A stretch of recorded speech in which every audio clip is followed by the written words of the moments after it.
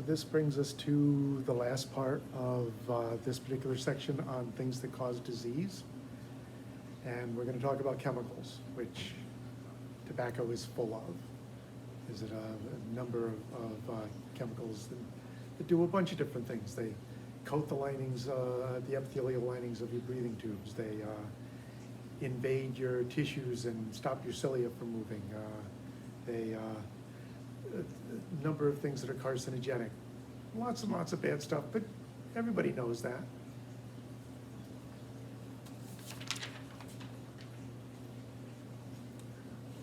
Playing Russian roulette with a gun with only 4 chambers and 1 bullet.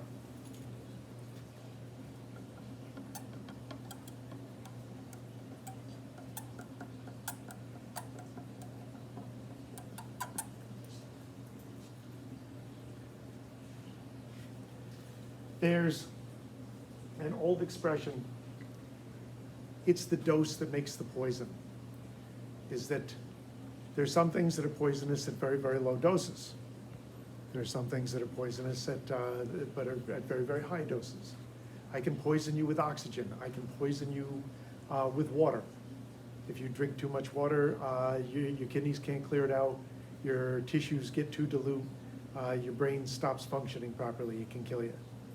So when you're registering toxins and toxicity, everything can be a toxin in one form or another.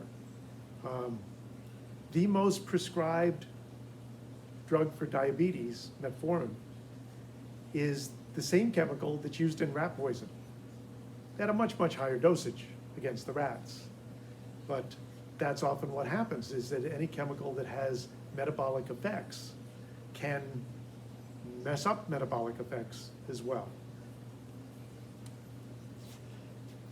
The idea that that things are better if they're somehow natural too, is that we've already talked about this earlier, is that there's all sorts of different molecules at play, and it doesn't really matter where the molecule came from if the molecule is toxic or not toxic. So the fact that this is a plant extract of a toxin, still a toxin, whether it was whipped up in a test tube by combining bits and pieces or extracted from some sort of natural source, it's still a chemical, it's still a molecule, it still does what it does, and the origins of it are pretty irrelevant.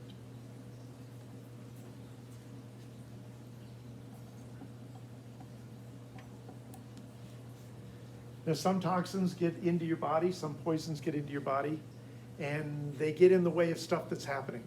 They have a direct effect on your chemistry, where they get into the middle of say, the protein interactions in your muscles, and they stop them, so your muscles lock up.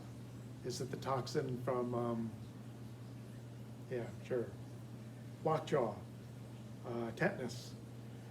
Tetanus bacteria actually can't live in you particularly. They can live in some place that's a very low oxygen, which is why it's often connected to puncture wounds in fairly thick skin, because the middle layers of your skin, far enough from the air, far enough from your blood, that the oxygen levels are very low. And the bacteria grow there, and part of their metabolism releases a toxin that in our muscles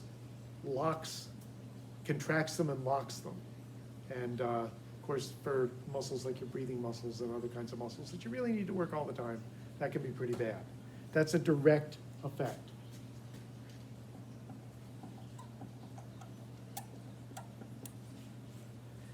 Effects can be also indirect. If you breathe carbon monoxide, it turns out the hemoglobin in your blood that carries oxygen is much stickier for carbon monoxide than it is for oxygen. And the more you breathe carbon monoxide, the more hemoglobin has carbon monoxide on it, and it's hard to get it off, which means the less hemoglobin is there to carry oxygen. And so your tissues are not getting oxygen. This is an indirect effect on delivery. It's blocking getting something you need from one place to another.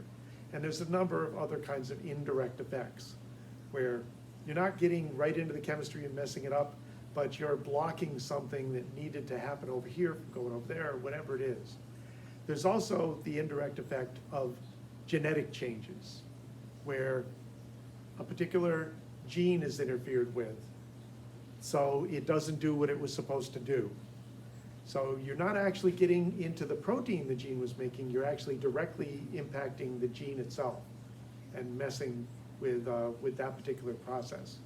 All of those are screwing up the things your body's supposed to do. And you know, that's bad. This is a different idea.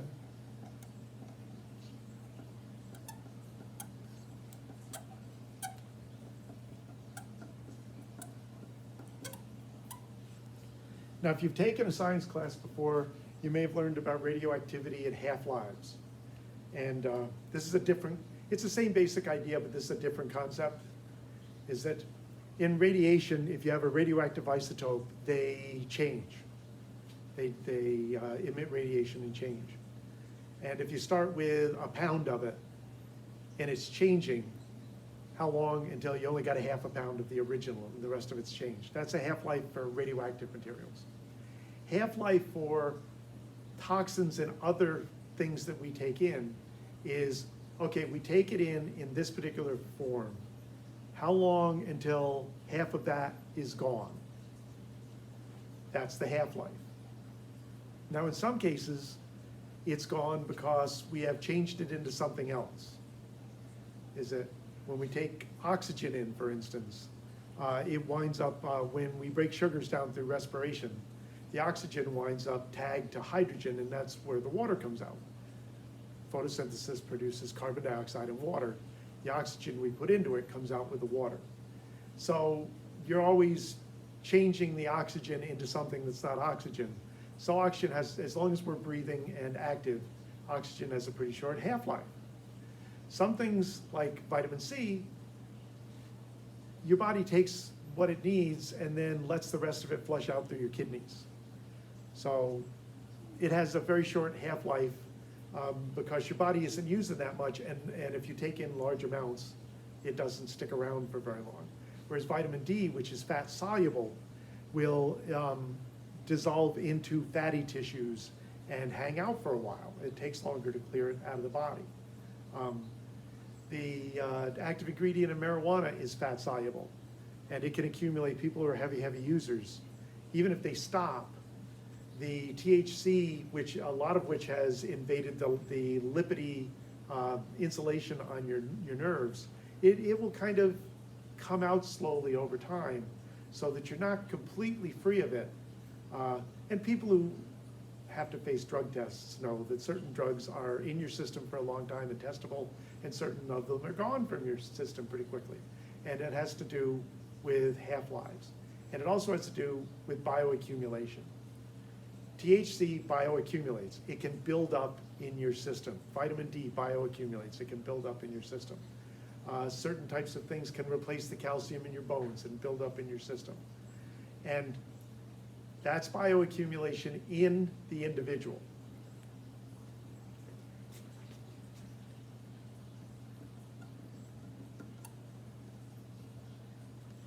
And when people are designing certain drugs, is that half-lives and bioaccumulation and delivery are all very, very important factors. But there's another way that bioaccumulation works.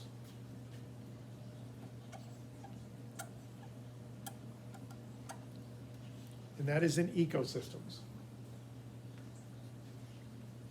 Around here, GE has been making stuff for a very, very long time, and one of the waste materials that comes from producing insulators and other things having to do with electrical work is crap. PCPs, polyphenol chloride, unless that's the drug that makes you go nuts. I'm drawing a blank on the name of the chemical.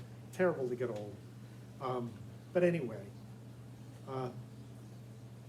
it turns out that it is fat soluble and it can accumulate in lipidy tissues in a lot of things. Well, the waste materials went out both in the air, it can fly through the air for a while and settle places, and it wound up in the water, so it wound up in the local rivers, where it got picked up out of the sediments by animals that were eating sediments. There's things in the sediments that are basically like earthworms in the soil. And then things eat them, and then things eat them. And in ecosystems, bioaccumulation happens in the food chain, where a little animal that eats 100 little sediment worms is gonna pick up each of the material that they had in them, and it's gonna accumulate in that level of the food chain. And they're gonna be eaten by, a little bitty fish. It's gonna accumulate in little bitty fish, gonna accumulate in bigger fish, gonna accumulate in bigger fish. And it will work its way up the food chain until we are eating the fish. If you get a fish license and you read the small print, it does advise you to scrape all the fatty materials off of the fish before you eat them, because the fatty materials is most of what and it's still a contaminant all over New York State in the waters. So any place you catch a fish in New York State, you gotta worry about it. Many, many years ago, the question was, well, this stuff is in the sediments of like the Hudson River.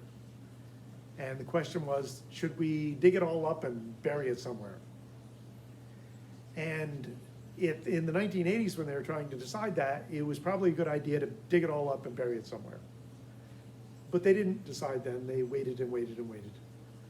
And I remember thinking, the longer they wait, the more the actual chemical, what's left of it, is gonna get more and more buried under the sediments to the point where it's below where it's in the ecosystem. And it's better to just leave it there. It does eventually break down. There's anaerobic bacteria way deep that will break it down. That's not really working its way up the food chain. But of course they didn't. They eventually decided to dredge it up out of the Hudson, and of course all that did was throw a bunch more of it into the water and put it back into play in the ecosystem. And there were competing interests. GE was supposed to pay for this, so they were not too crazy about this, and so they put out ads going, look, there's almost none of this stuff in the water. Well, the thing is, it doesn't really dissolve in water. It settles really, really quickly. So of course, before they started digging, it wouldn't have been in the water. And the state, which wanted them to dig it up, was saying, yeah, but look how much of it is in snapping turtles. Well, snapping turtles are way up on the food chain, and they live a long time. So they've been accumulating this stuff in their tissues. So if you're gonna measure it someplace in the world where there's gonna be a bunch of it, pick a top predator with a long life. And so it wasn't really a fair measurement for either of them. And but the state had the power, and they eventually caused them. They've been dredging it up for a few years. But this is how chemicals work in our systems, is that they get in, they mess with us, either directly or indirectly, or mess with our genetics. And that is it for this section. We're gonna start to get into body systems, starting with cellular systems next.